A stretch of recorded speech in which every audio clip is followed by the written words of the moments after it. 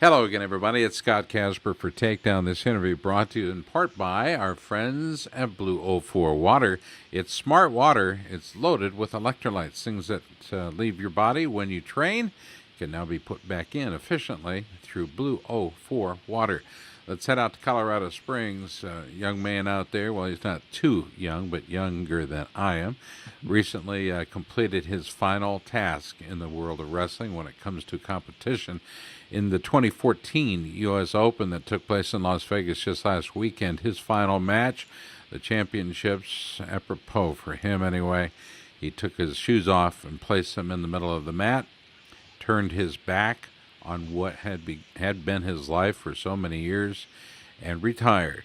And that is a very symbolic way to do so. He joins us now, does Aaron Sieracki. Aaron, congratulations. Thank you. Thank you. Good morning. Good morning to you. You and I have known each other for a while, and this is a topic I feel we can talk about freely. Is first of all, your life in the sport has been up and down. Hasn't been always easy. Yeah. You and your brother have been very, very competitive in the sport. And then with the WCAP program, you were allowed to compete even longer than you anticipated. Talk to us about your career. Yeah, it definitely was a little bit longer than I anticipated. I started out kind of was when I was in at Lindenwood College, right out of high school. Military wasn't even a suggestion or a thought in my head at the time. Then after a couple of years of wrestling folk style stuff, I kind of really wanted to concentrate on Greco-Roman. So I knew the best way is through the military, and they had probably the best teams. And so I ended up going in the Air Force, not the Army at the time, and Rich Estrella had got me out to Colorado Springs, stationed out here. So I did some military stuff and started training at the Olympic Training Center, and just kind of started from there. And always had Keith. He was always he's always following in his footsteps, which was good because it's pretty good stuff to follow in. So we just kind of kept training and training. You know, I didn't start out. I was never a phenom as a young kid or anything like that. So just put a lot of hard work in and desire to keep winning. And like you said, there was definitely some ups and downs at times, and but overall, it's been a great career. There's nothing I'd rather do. Now, your brother told me that he was a much better wrestler than you always, in every step of the way. Is that true? Oh, he definitely was always older than me, so he'd get the better of me for sure. We go at it in practice pretty good when we got older. We never competed against each other, but we'd get into it in practice and kind of go too far sometimes, but that's brothers. That is brothers. You guys are tight. Yes, very tight. You know what I'm saying? This is a sport that can either drive brothers together, or more likely than not, drive brothers even closer together because of shared experiences. True or not? Very true. Very true. Yeah, if there's one person I know who knows what I was going through at any time in my life, especially with the wrestling and anything else, it was him, because he'd been there already, or he was still doing it at the time. And so he was a major decision for me to go into the Army after I had left wrestling in 2004. And would have liked to finish my career wrestling with him, kind of how we started together. And that's kind of how it ended up. It was a great decision to go in the Army, and I was closer to my brother than ever. Let me ask you how difficult it is to change branches of Army, to go from the Air Force to the Army. Is that a difficult process, a time-consuming process? Can you describe for our listeners and our viewers what that process is like? Yeah, it wasn't too bad for me. I got out of the Air Force in December of 2004, and I was completely out, wasn't doing reserves or anything like that. And then about 6 months later, I kind of started to get the itch again. So I just called up Coach Lewis, and we started talking about me coming back in. And in the right avenue, I went to the reserves in the Army and went through that and joined back up, went to MEPS, did everything I was supposed to do, fill out the paperwork. And since my time off wasn't that long, I was able to come right back in without going back to basic training and my job transitioned into the Army also. So it was a pretty smooth transition, and then they brought me back into the WCAP to wrestle. So Sean Lewis has been your coach for a while. He has for a while. And even before I left the Air Force, I would go and train with the Army team when Sean was coaching them, just because I knew it was great training. We're talking with Aaron Sieracki. His brother, you might know, is one of the most decorated American Greco-Roman wrestlers never to compete for an Olympic team, which always kind of bothered me. Yes. Did it bother your brother?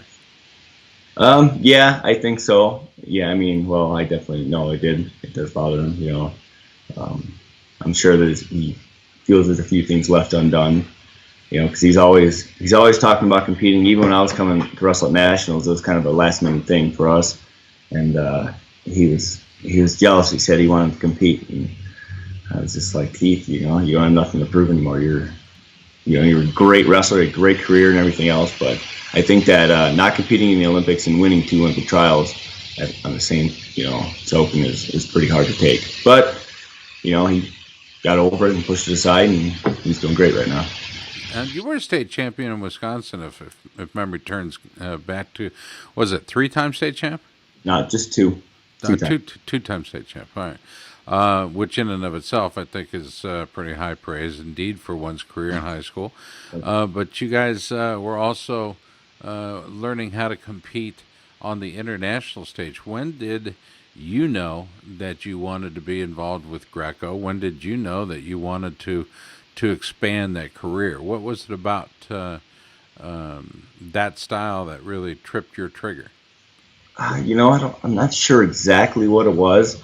A big decision was watching Keith, because when I was a freshman, he was a senior. We wrestled together, and then that next year, and I'd wrestled a little bit of Greco. I liked it, but it was probably on par with freestyle. I really liked freestyle and Greco. Those were my two styles, more so than folk style at the time.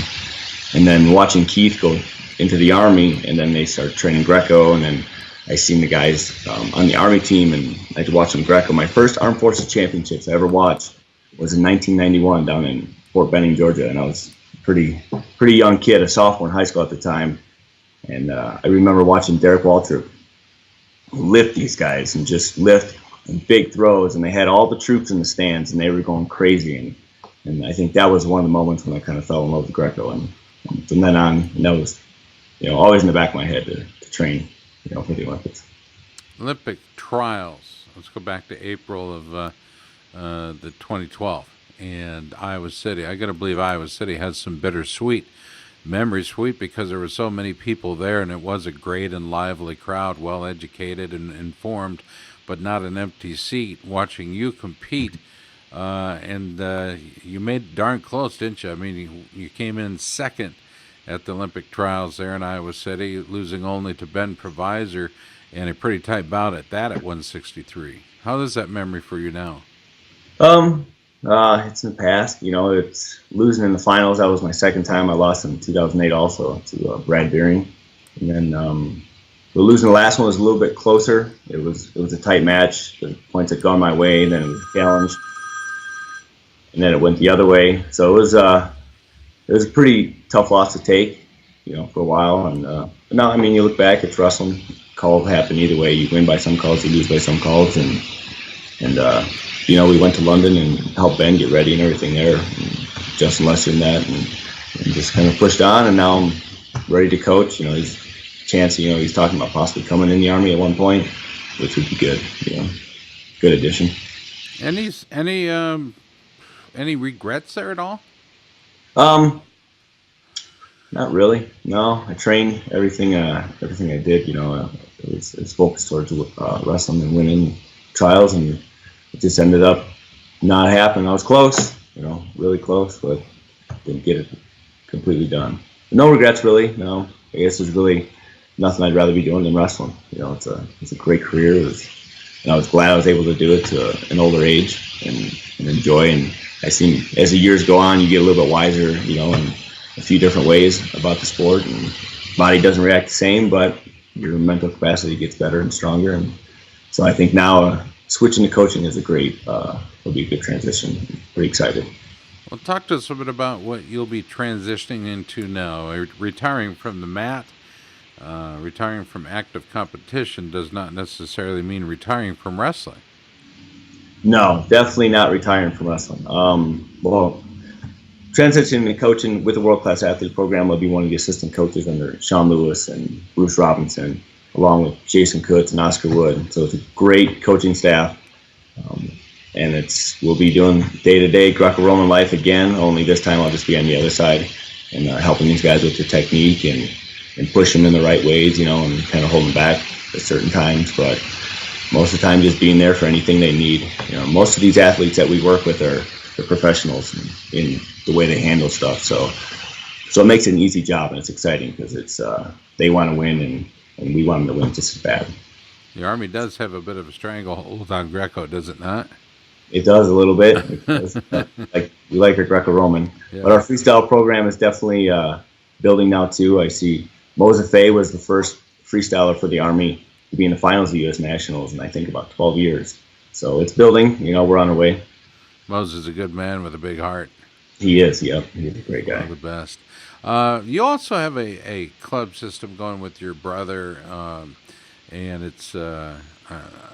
I'm having a hard time with the website address, but you guys have Sieracki's Mat Masters Wrestling. So does the does that stand for Mat Masters? So Sieracki's MMWrestling.com, is that what it's about? It does, yep. Keith started the club back in, I think it was 2011, the fall of 2011. And so he had it going about a year until I got off of military orders last December of 2012.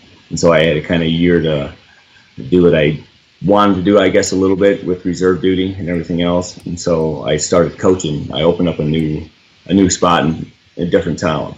And it's just, it took off good. I think at the strongest point last year, we had about 70 kids total between the two locations.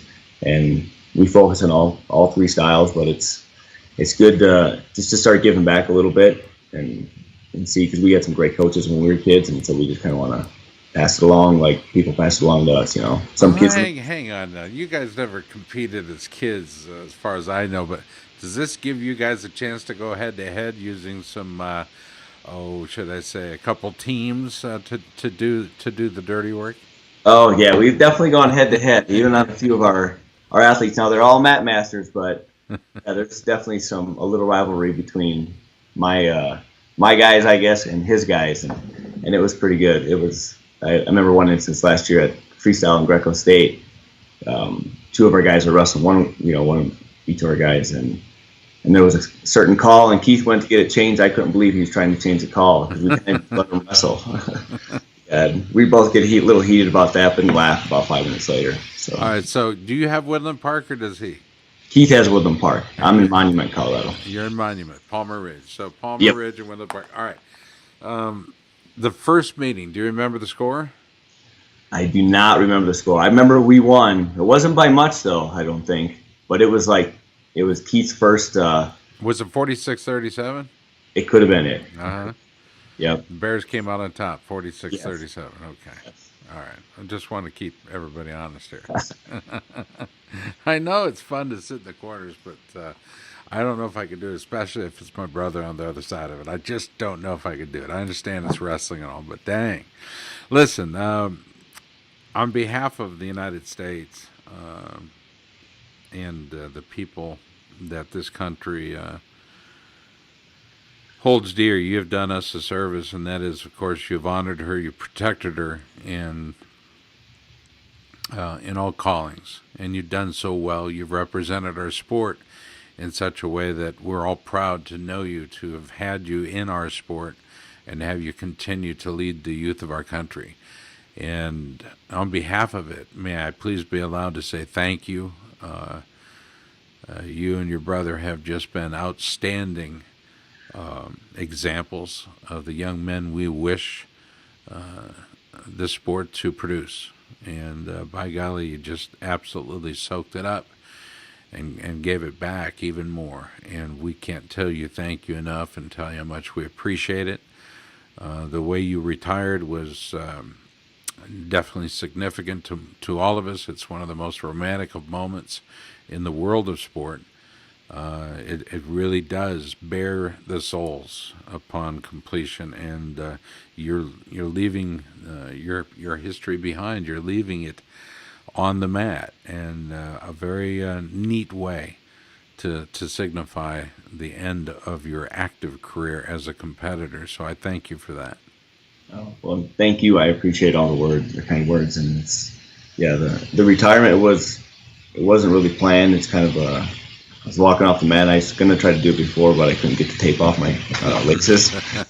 So I waited till after Caleb Williams' his match was done, and yeah, it was a special one. It was good. It was didn't expect that type of response. I guess I just wanted to make But sure. you, what, Left the standing ovation that you got? Yeah, I guess I didn't because nobody knew I was doing it. So when I went up there and you guys actually started talking about it at the time, it really caught me by surprise. And then when I put him down, it was